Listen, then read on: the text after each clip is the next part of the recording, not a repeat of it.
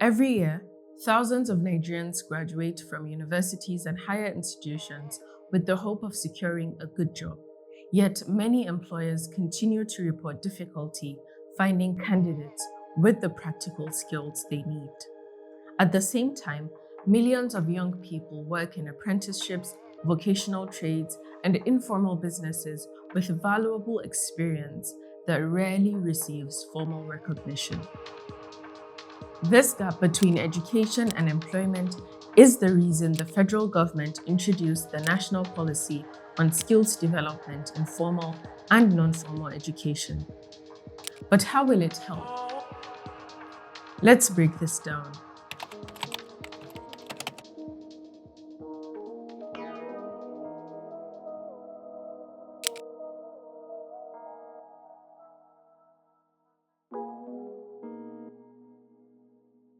The policy comes at a time when Nigeria has one of the world's youngest populations and a labor market that is evolving rapidly. Technology is changing the way people work, businesses are evolving, and many traditional jobs now require different abilities than they did a decade ago. Education, therefore, has to keep pace with these changes. The policy argues that schools should prepare learners to succeed in a modern economy rather than simply complete a curriculum. It also points to several challenges within Nigeria's education system. Many children struggle with basic reading and mathematics.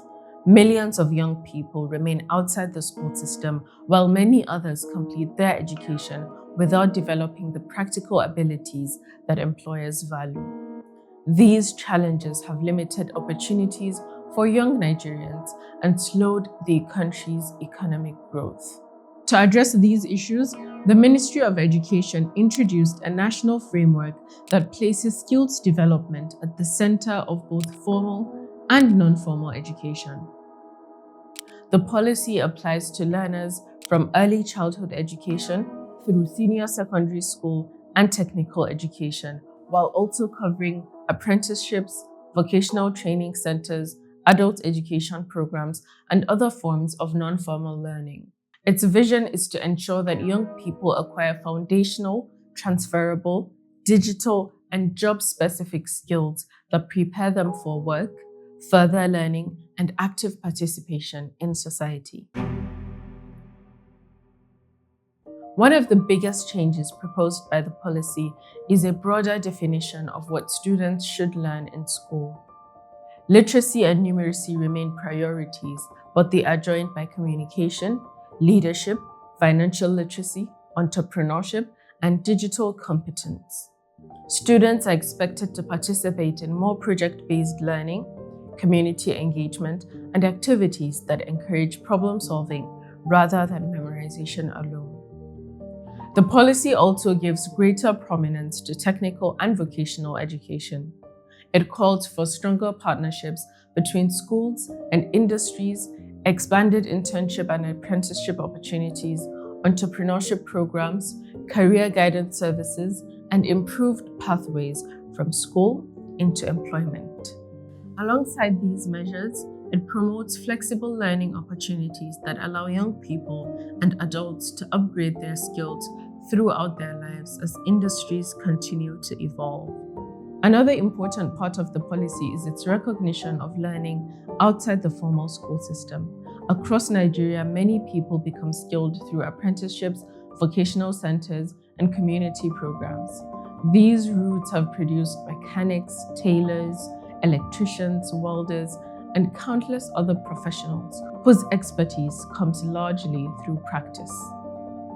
The policy seeks to strengthen these pathways and give them a more prominent place within the country's education system. The policy also places considerable emphasis on inclusion.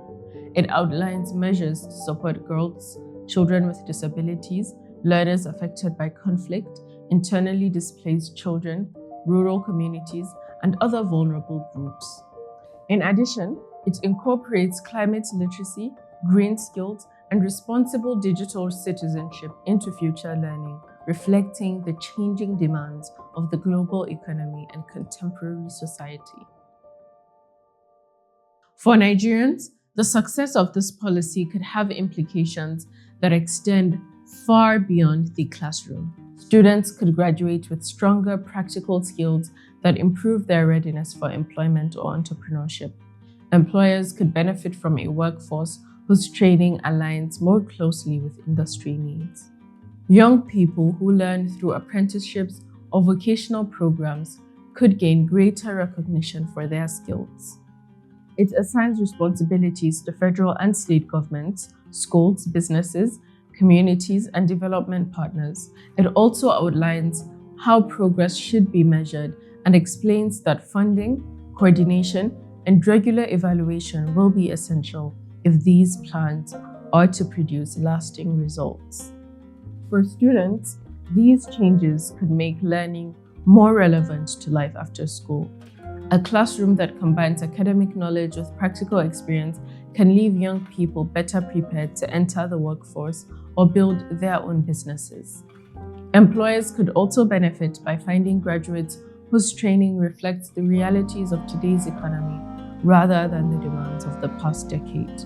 Ultimately, the national policy on skills development presents a different vision for education. One that places practical skills alongside academic learning. Whether that vision becomes reality will depend on sustained funding, effective implementation, and cooperation across every level of government and the education sector.